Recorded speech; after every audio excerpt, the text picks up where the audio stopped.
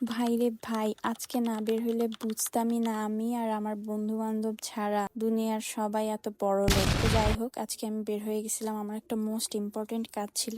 এই যে আমার বান্ধবী আমাকে এই জামাটার মতো সেম টু সেম একটা জামা বানাই দিতে বলছে, তো এই জন্য ও কাপড় নিছে, সেই কাপড় আনতে বের হয়েছি। ওইখান থেকে আবার শহরের দিকে যাব, একটু একটা পিচ্চির কাপড় চোপড় কেনার জন্য দায়িত্ব দিছে, তো সেই পিচ্চির কাপড় চোপড় কেনার জন্যই গেছিলাম। তো ওর কাপড় চোপড় কেনার পর আমরা একটু ইজিতে গেছিলাম। ও আমার সাথে আবার আমার বেস্টির বোন আছে, ওর মামার জন্য ওরা একটা শার্ট নিছিল, তো সেই শার্টের আবার কালার পছন্দ হয়, জন্য আন্টি আবার আমাকে বলছে ওকে নিয়ে গিয়ে শার্টের কালারটা চেঞ্জ করে নিয়ে আসার জন্য। তারপর আমরা আবার একটু খোঁজাখুঁজি করার পর এই যে সুন্দর হোয়াইট কালার শার্টটা, এটা পছন্দ হয়েছে, দেন এটাই প্যাক করে নিয়ে আসছি। এরপর ওকে নিয়ে আমি আবার একটু গুজরিতে গেলাম। এই যে ভাই রে ভাই, এখানে আরো পা ফালানোর জায়গা নেই। গুজরিতে একটু কাজ ছিল, ওই কাজ শেষ করার পর আবার গেলাম সুপারের ভিতরে। আজকে সকালে ঘুম থেকে উঠে আমার মা আমার ফোনটা এমন ভাবে ফেলছে ফ্লোরে, ভাগ্য ভালো ফোনের কিছু হয় নাই, বাট আমার তো কলিজা আত্মা সব বাইর হয়ে গেছে, কারণ আমার ফোনে প্রোটেক্টরও নাই, কাভারও নাই। ফোনটা একবারে, আমি তো ভাবছি গেছে। তো যাই হোক,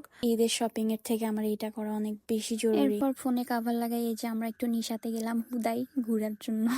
এরপর ওখান থেকে বের হয়ে আসার সময় এই কুটু বাচ্চাটার সাথে দেখা। ও এত পরিমাণ কান্না করতেছিল জাহাজ কোম্পানির মোড়ে যখন জ্যামে বসেছে, তো ওর মা ওরে থামাইতে পারতেছিল না। আমি আবার ওর মাকে বললাম আমাকে একটু দেন। পরে 2 মিনিটের ভিতর বাচ্চা কান্নাও থামছে, ঘুমায়ও গেছে। হাসি বলতেছিল আপু ও তোমাকে অনেক পছন্দ করছে, ম্যাজিক করছো নাকি, হি হি। টাটা।